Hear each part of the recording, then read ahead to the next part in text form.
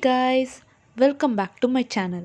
So நம்ம இன்றைக்கி என்ன பார்க்க போகிறோன்னா ஒரு யூடியூப்பில் வந்திருக்க ஒரு புது அப்டேட் பற்றி தாங்க பார்க்க போகிறோம். ஸோ இந்த யூடியூப் அப்டேட் கொஞ்சம் பழசு தாங்க, ஆனால் நான் இப்போ தான் போடுறேன் என்னோடய சேனலில்.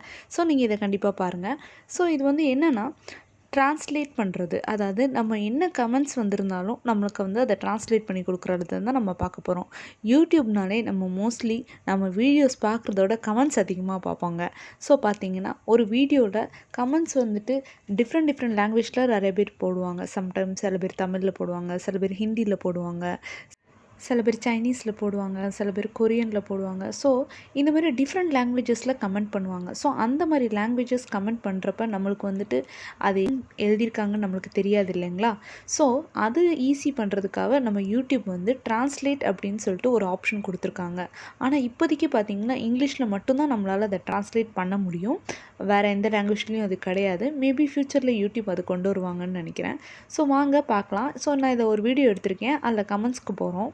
ஸோ பார்த்திங்கன்னா அதில் கமெண்ட்ஸ் வந்து பார்த்திங்கன்னா இப்போது தமிழில் இருக்குது. ஓகே, ஸோ இந்த தமிழில் இருக்கிற கமெண்ட்ஸை வந்து நம்ம எப்படி ட்ரான்ஸ்லேட் பண்ணலான்னு பார்க்கலாங்க. கீழே பார்த்திங்கன்னா ட்ரான்ஸ்லேட் டு இங்கிலீஷ்னு ஒரு ஆப்ஷன் இருக்குது இல்லைங்களா? அதை கிளிக் பண்ணுங்கள். அவ்வளோதான். அதை கிளிக் பண்ணோன்னே பார்த்திங்கன்னா அது இங்கிலீஷ்க்கு மாறிடும்.